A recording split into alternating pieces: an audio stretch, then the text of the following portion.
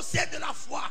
Écoute-moi bien, les gens t'ont fait certains procès et ils ont gagné. Ils t'ont envoyé dans des tribunaux, ils ont battu. Ils t'ont envoyé devant des problèmes, ils ont eu raison. Mais ce matin, je ne vois pas qui pourra te faire le procès de la foi. Parce que lorsque tu vas entendre cette parole jusqu'à la fin, ta foi va t'amener dans la raison, dans l'élévation, dans la bénédiction, dans la prospérité, dans la grandeur, dans la paix. Qui me fera le procès de la foi?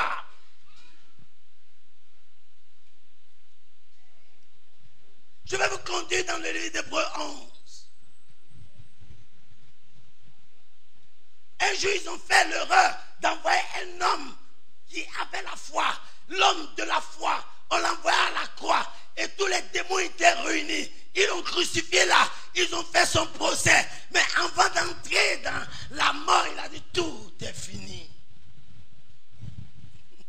Et la Bible dit que c'est sur le bois maudit qu'il a dépouillé les dominations, les autorités, les principautés. Il les a livrés publiquement en spectacle, en triomphant d'elle par la croix. Comment quelqu'un peut prendre un simple bois et aller mourir pour vaincre l'enfer?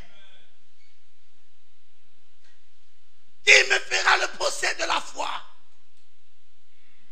Tu verras que tout ce qui t'arrive de mal, c'est parce que tu n'as pas eu la foi. Tout ce qui ne réussit pas dans ta vie, c'est que la foi a manqué. Mais ce matin, je suis sûr que la foi qu'il va te transmettre, cette foi qui vient de ce que l'on entend, va te distinguer.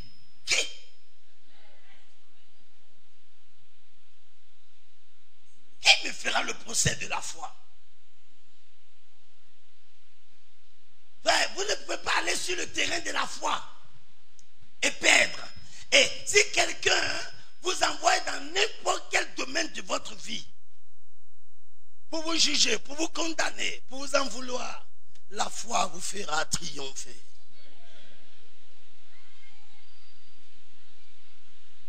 Oh, hallelujah.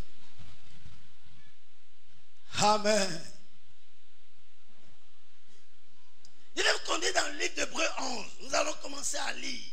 Quand on va commencer à lire, tu vas apprécier la révélation tout à l'heure. Regardez, Hébreux chapitre 11. Ça, c'est le livre de la foi. Et je suis sûr, moi-même, que si on devait continuer d'écrire la Bible à partir d'Hébreux 11, on mettra le nom de Mian.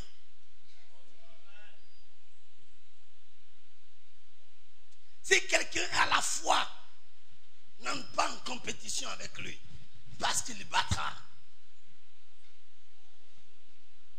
La foi n'est pas matérielle. La foi, ce n'a rien à voir avec la réalité.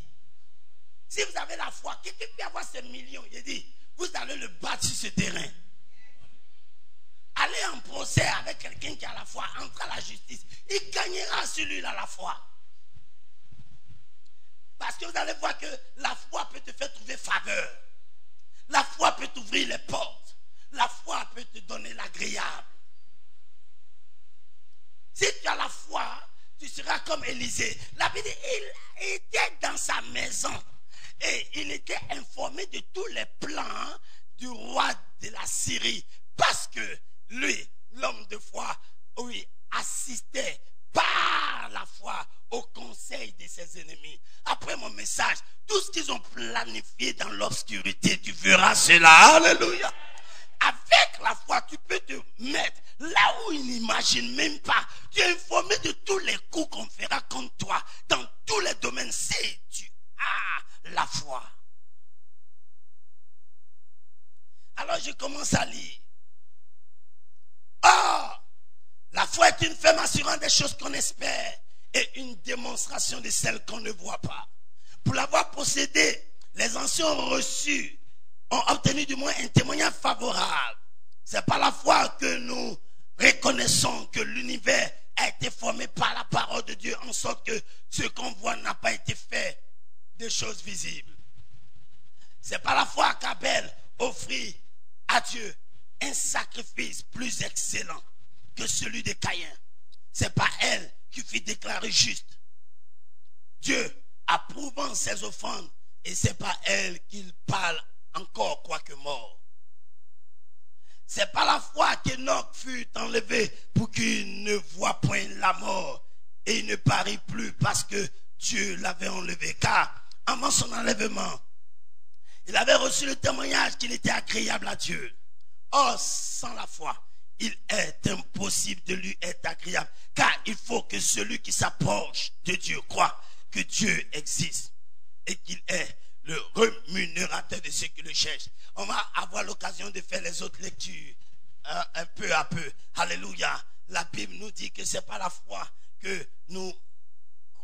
sans la foi, il est impossible de lui être agréable. Car il faut que celui qui s'approche de Dieu croit que Dieu existe. Et il est le rémunérateur. Il est la récompense. Il est le bénisseur de celui qui place sa foi en lui. Donc si tu marches avec Dieu, qu'il n'y a pas de suite, il n'y a pas de bénédiction, il n'y a pas d'honneur, c'est que la foi manque.